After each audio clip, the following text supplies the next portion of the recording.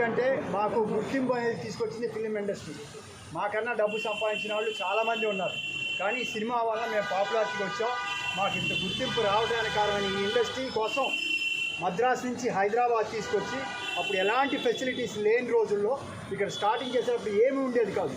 అందరూ ఆ రోజులున్న పెద్దలందరూ అంటే డివిఎస్ రాజు గారు కావచ్చు, హనుమంతరావు గారు కావచ్చు, రామనాయుడు గారు కావచ్చు, ఎంఎస్ రెడ్డి గారు కావచ్చు, రాజేంద్ర ప్రసాద్ గారు కావచ్చు, రమేష్ ప్రసాద్ గారు కావచ్చు, అందరూ ఆలోచించి ఎలా వస్తే ఇక్కడ స్థిరపడుతుంది, ఇది ఎలా ఉపయోగపడుతుందని అప్పుడు డబ్బులు కూడా లేకపోయినా అందరూ రామనాయుడు గారు 10 లక్షలు, అరవింద్ గారు 5 లక్షలు అలా రకరకాలుగా ఇచ్చుకుంటూ లోన్ తీసుకొని ఒక ముందర ఒక చిన్న కాంప్లెక్స్ కట్టి దీని మీద ఇది ఎందుకంటే టోటల్గా మీరు చూసుకుంటే ప్లాన్లో ఇప్పుడు 40 ఎకరాలు 50 ఎకరాలు ఇచ్చారు.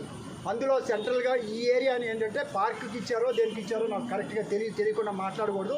ఇది ఎమ్యూనిటీస్ కోసం ఇచ్చిన ప్లేస్, ఇది ఫిలిం దీనికోసం.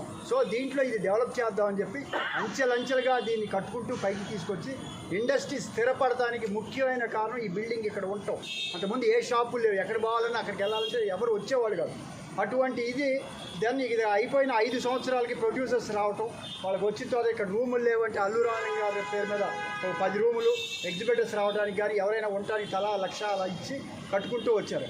ఆ తర్వాత ప్రొడ్యూసర్ కౌన్సిల్ వచ్చిన తర్వాత ఇక్కడ ఎక్కువ మంది సినిమాలు తీస్తున్న తర్వాత పైన మీరు కట్టుకోండి అని చెప్తే ఆ డబ్బులంతా ఇక్కడ మొత్తం ఒక స్క్వేర్ ఫీట్కి ఇంత రేట్ చొప్పున పైన ప్రొడ్యూసర్ కౌన్సిల్కి కట్టుకోమన్నారు. ప్రొడ్యూసర్స్ కట్టుకున్న తర్వాత ఫస్ట్ ఛాంబర్కి, అందుకనే రామానాయుడు బిల్డింగ్ వచ్చింది. ఆ తర్వాత ప్రొడ్యూసర్ కౌన్సిల్ వచ్చిన తర్వాత ఆ పక్కన వాళ్ళు సొసైటీ ఆఫీస్ కట్టుకున్నారు. ఆ తర్వాత నిర్మాతలకు ఆఫీస్ లేవని చెప్పేసి ఇక్కడ ఉన్న అల్లు రామలింగ బిల్డింగ్ పైన నిర్మాతలకి ఇక్కడ ఉన్న వాళ్ళకి లాటరీలు వేసి వస్తే తలా ఒక 8 ఆఫీసులు వచ్చింది. ఆఫీసులు అలా కట్టుకున్నారు. అంటే ఇండస్ట్రీ స్థిరపడటానికి ముఖ్యమైన కారణం ఈ బిల్డింగ్ కూడా.